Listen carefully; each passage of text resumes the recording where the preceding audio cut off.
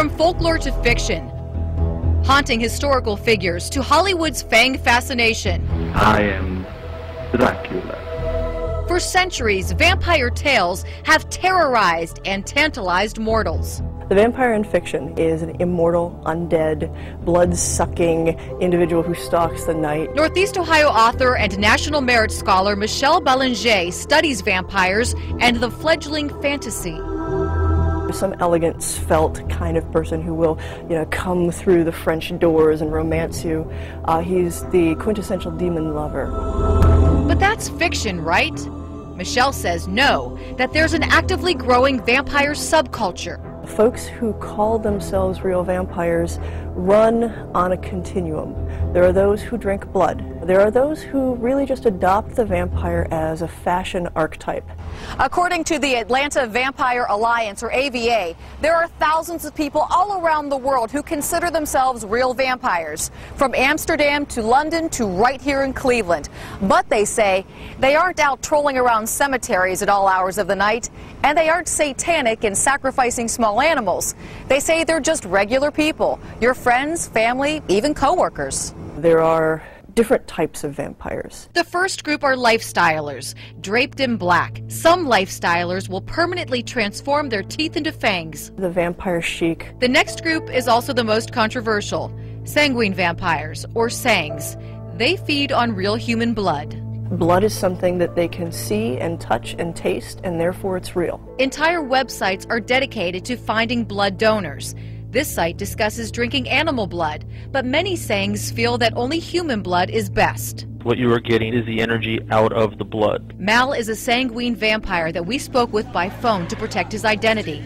His awakening began as a teenager. My energy patterns were not where they should be, especially compared to other people. He needed energy, and caffeine wasn't cutting it. I did have blood cravings. The first person I fed on sanguine, I was about 18. Mal began regularly and cautiously feeding. I cannot stress enough how potentially dangerous it is to sang feed off of someone. Get tested, make sure your donor gets tested. Done properly, Mal says his health dramatically improved. Think of blood as like electricity. The blood is a better conduit for that energy than just trying to pull it through the air. But some vampires say they can draw energy from the air. Vampires like me, who are psychic vampires. Michelle was a sickly child who underwent 2 open-heart surgeries.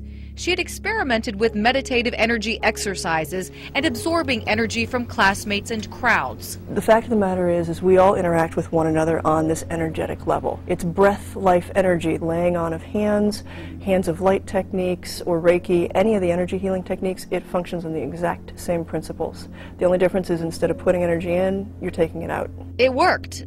Until I just kind of went through this period where I'm like, nobody's going to take any of my academic work seriously if I persist with this. Then one day, she collapsed. They actually asked me if I would be willing to be put on a heart transplant list.